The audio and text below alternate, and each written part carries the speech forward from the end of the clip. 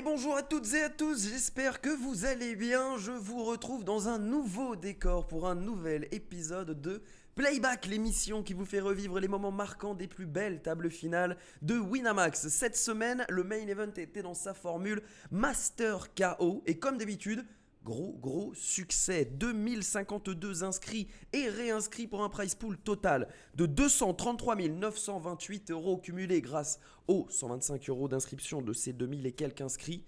On se retrouve en table finale avec non pas 7 pour changer, mais bien 6 directement, 6 finalistes. Il y a eu un double busto à la bulle de la table finale. On se retrouve donc avec 6 joueurs autour de la table. On va jeter un œil déjà à l'échelle des prix, à la droite bien sûr, 3 858 euros assurés pour tout le monde. Cela va grimper jusqu'à 15 180 euros pour le premier et pour le deuxième. La différence se fera au niveau des KO. On est sur un tournoi knockout. Le vainqueur, en plus des primes qu'il a déjà remportées, gagnera sa propre prime. Cela fera une belle différence. On va découvrir ça plus tard, mais d'abord on jette un œil aux différents tapis à la table. Diego Niel, 78, est en danger. Il a moins de 9 blindes pour la première main que nous allons regarder sur cette finale. Le chip leader est énorme. Il se nomme El Niño, la tornade. El Niño 26, 127 big blindes pour lui. Oksana n'a pas à rougir de ses 97 blindes. Open Ziggs est bien également avec 55 blindes. Et enfin, deux stacks moyens pour Easy AMR et pour Zen, car avec 25 big B chacun. On commence cette finale, en tout cas notre review de la finale, avec cette première main en bataille de blindes. C'est Limpé avec Valet 10 dépareillé par El Niño 26, le chip leader. Et Zenkar trouve une très belle paire d'as pour relancer à 3,5 blindes. C'est payé par El Niño qui veut aller voir un flop avec une main qui a de la jouabilité. 5-5-7 pour l'instant, largement à l'avantage de Zenkar qui trouve deux paires dans ce pot de 7,7 big blindes. Déjà, c'est checké par les deux joueurs. Intéressant ce check de Zenkar, on aime beaucoup. Slow play sa main, il l'assaut représente. La turn est un valet, en plus elle est très belle. Il donne une free card à El Niño. Et il a bien fait car on le voit dans ce cas, on lui fait toucher deux paires et ça va rapporter des blindes à notre paire d'as. Zenkar qui ne va pas checker sur le turn. En revanche, il va envoyer 4,77 blindes. El Niño 26 qui va check call tout simplement. C'est logique, c'est bien joué. Et la river est une dame de carreau qui n'est pas très belle, qui va certainement freeze un petit peu l'action. Elle fait rentrer la flush et elle fait seconde paire désormais à El Niño 26. Ça va être de toute façon checké par les deux joueurs. Zenkar qui n'est pas allé chercher la value. Vous me direz, comme d'habitude dans les commentaires, vous avez le droit de donner votre avis sur les différentes mains. Dès cette première main, j'ai l'impression qu'ici à la place de Zenkar, on avait peut-être la place de trouver une street de value supplémentaire. Alors on n'aurait pas forcément été payé, mais je pense qu'on se fait payer tout de même par toutes les dames, par quelques valets, par des sets, pourquoi pas qui veulent y recall des mains de ce genre-là. En tout cas, Zenkar remporte ce pot et passe à 35 blindes. Main suivante.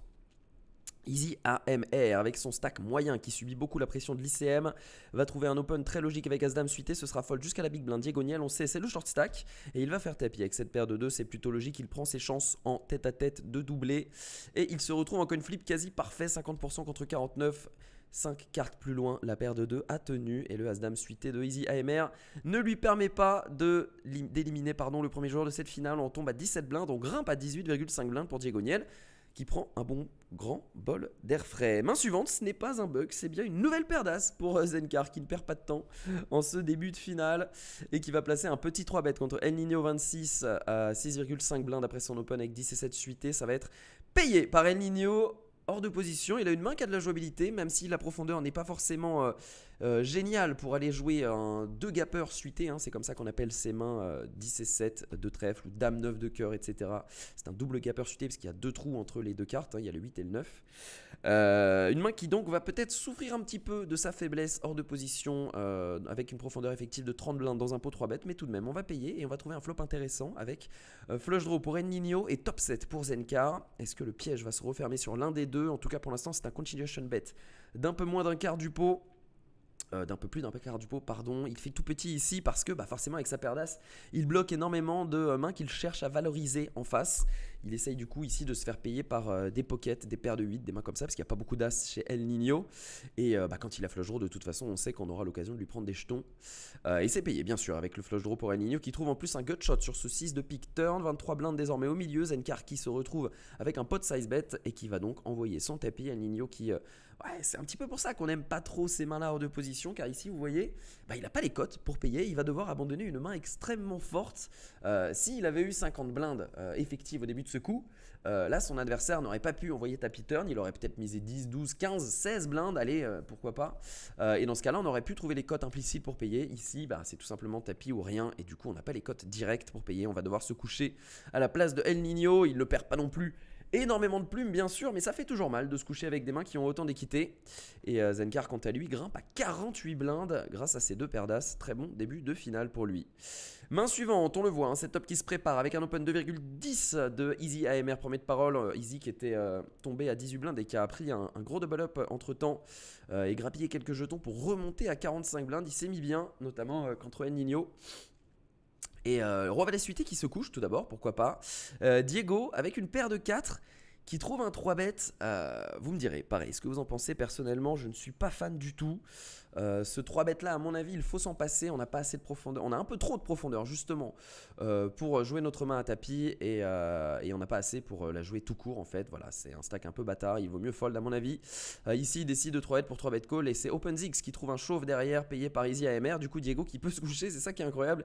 Il a provoqué le tapis de ses 2 adversaires. As-Roi qui est en danger sur ce turn 5 de trèfle. Ou un As ou un Roi. Ouh, les petits frissons pour OpenZix qui va chercher un As à la river et remonte magnifiquement à 72 blindes, un pot colossal qui lui permet de prendre la 2e place. Easy AMR qui tombe à 15 blindes, il avait fait un bon boulot pour remonter et là, boum, il retombe avant-dernier, quasiment dernier égalité avec Diego.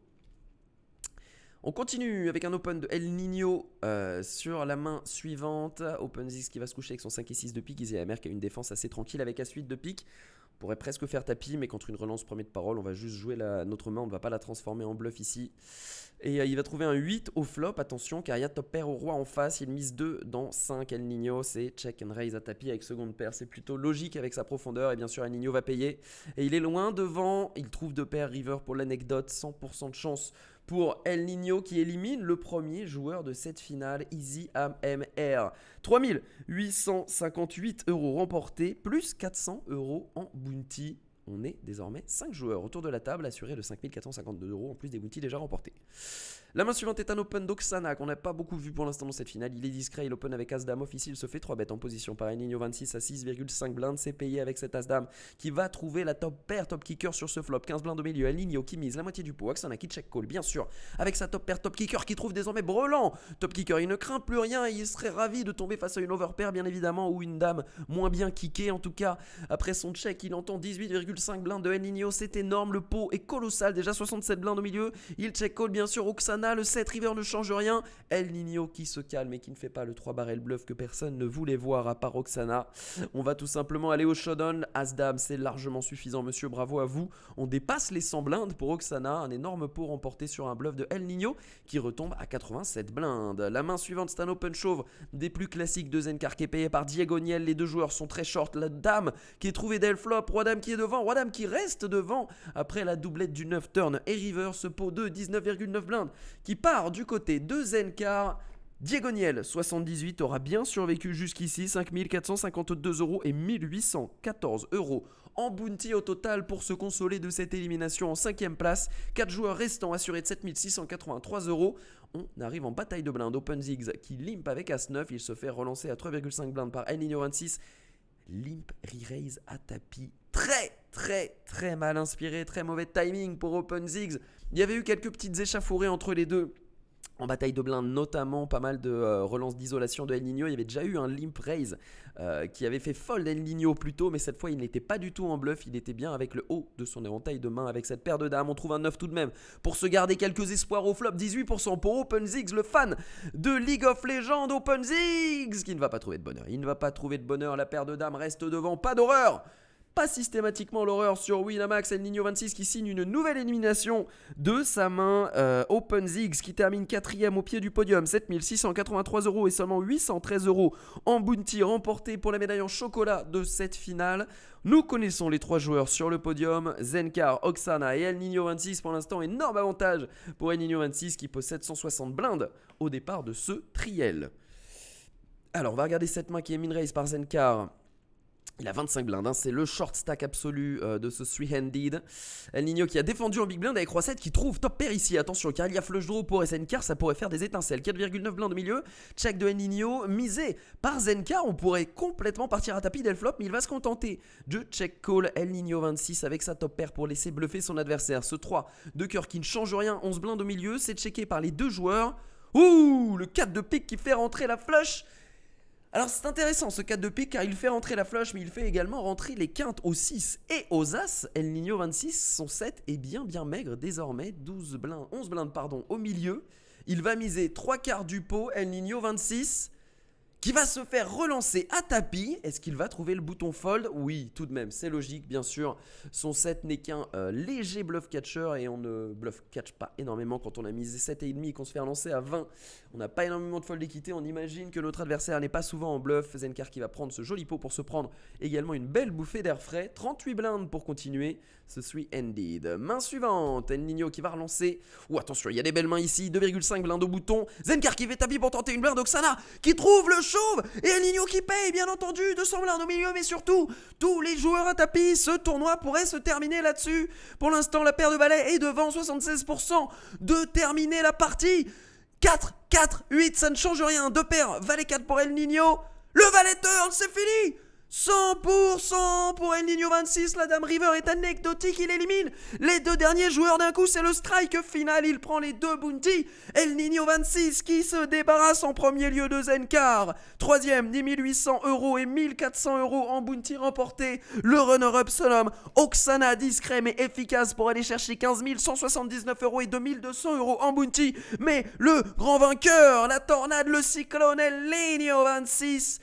15 181 € et 16 288 € en bounty, 32 000 remportés, 32 000 € gagnés par El Nino 26 et honnêtement, elle est méritée cette victoire, il n'y a rien à dire, il a fait le boulot de bout en bout de la finale, il s'est débarrassé de quasiment tous ses adversaires jusqu'à signer ce magnifique strike, cette double élimination, une balle de mort, magnifiquement joué, bravo. El Nino 26, plus de 31 000 € remportés, 31 400 et quelques euros, je me suis un peu chauffé sur les 32, remporté par El Nino 26, très très beau vainqueur de ce Main Event Master KO au terme de 3 jours.